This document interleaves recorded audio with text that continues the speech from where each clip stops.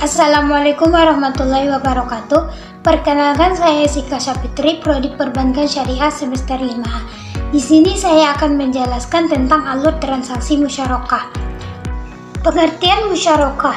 Musyarakah adalah akad kerjasama antara dua pihak atau lebih yang masing-masing memberikan kontribusi modal untuk menjalankan usaha tertentu, di mana keuntungan dibagi sesuai kesepakatan, sedangkan kerugian ditanggung sesuai dengan porsi modal.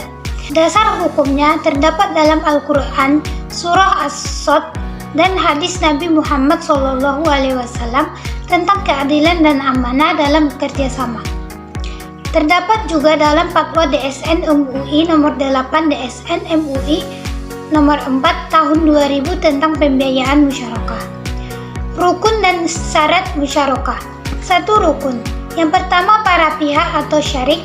Yang kedua, modal, utang, uang atau aset bernilai. Yang ketiga, akad, ijab dan qabul. Yang keempat, kegiatan usaha. Syarat musyarakah. Yang pertama itu modal jelas dan halal. Yang kedua, keuntungan disepakati di awal atau nisbah. Yang ketiga, kerugian sesuai porsi modal. Yang keempat, usaha tidak bertentangan dengan syariat Islam.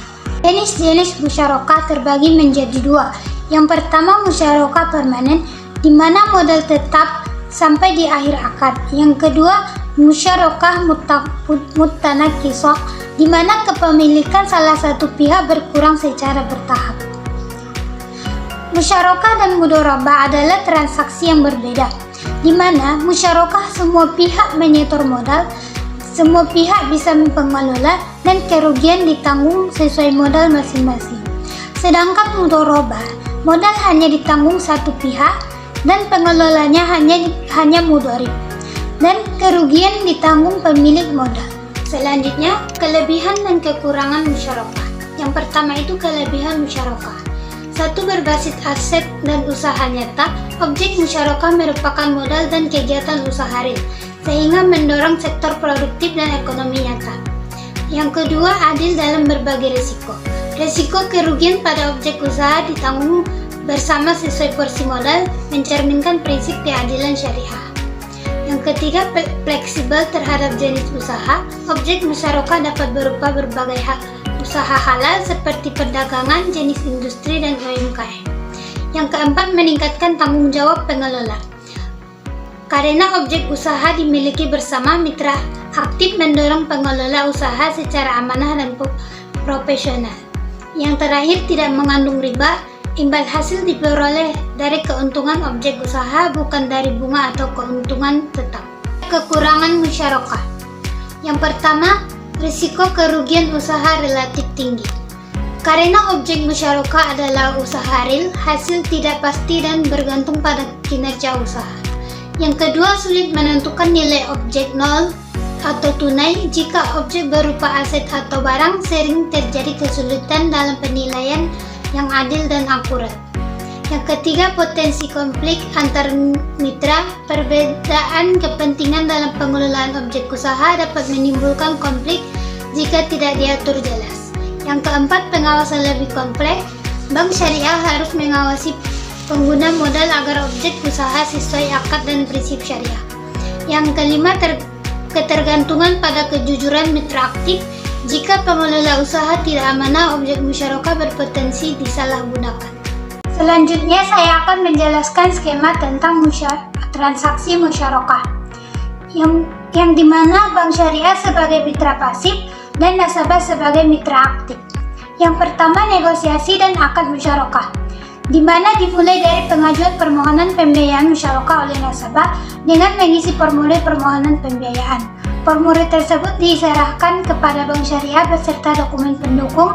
Selanjutnya, pihak bank melakukan evaluasi kelayakan pembiayaan yang diajukan nasabah dengan menggunakan analisis 5C, yang dimana yang terdapat karakter, kapasitas, kapital, komitmen, dan kolateral. Kemudian analisis diikuti dengan verifikasi. Bila nasabah dan usaha dianggap layak, selanjutnya diadakan perikatan dalam bentuk penandatanganan kontrak musyarakah dengan nasabah sebagai mitra di hadapan notaris. Kontrak yang dibuat setidaknya memuat berbagai hal untuk memastikan terpenuhinya rukun musyarakah. Ini yang kedua, pelaksanaan usaha produktif, di mana bank dan nasabah mengkontribusikan modalnya masing-masing dan nasabah sebagai mitra aktif mulai mengelola usaha yang disepakati berdasarkan kesepakatan dan kemampuan terbaiknya. Ketiga, membagi hasil usaha, keuntungan dibagi sesuai nisbah, kerugian tanpa kelalaian nasabah ditanggung sesuai modal. Hasil usaha dievaluasi pada waktu yang ditentukan berdasarkan kesepakatan. Keuntungan yang diperoleh akan dibagi antara bank dengan nasabah sesuai dengan porsi yang telah disepakati. Seandainya terjadi kerugian yang tidak disebabkan oleh kelalaian nasabah sebagai mitra aktif, maka kerugian ditanggung proporsional terhadap modal masing-masing mitra. Adapun kerugian yang disebabkan oleh kelalaian nasabah sebagai mitra aktif sepenuhnya menjadi tanggung jawab nasabah. Yang keempat, menerima porsi laba, yang dimana bank dan nasabah menerima porsi laba bagi hasil masing-masing berdasarkan metode perhitungan yang telah disepakati atau sesuai dengan nisbah bagi hasil yang telah disepakati sebelumnya. Yang kelima, menerima kembali modal.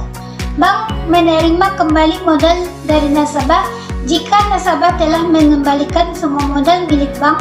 Usaha selanjutnya menjadi milik nasabah sepenuhnya. Selanjutnya yang kelima, menerima kembali modal. Bank menerima kembali modalnya dari nasabah. Jika nasabah telah mengembalikan semua modal milik bank, usaha selanjutnya menjadi milik nasabah sepenuhnya. Jika menggunakan modal musyarakah mutanaqisah, modal bank berkurang secara bertahap karena dibeli oleh nasabah. Cukup sekian hasil presentasi saya tentang alur transaksi musyarakah. Kurang dan lebihnya saya mohon maaf. Wabillahi taufiq wal hidayah. Wassalamualaikum warahmatullahi wabarakatuh.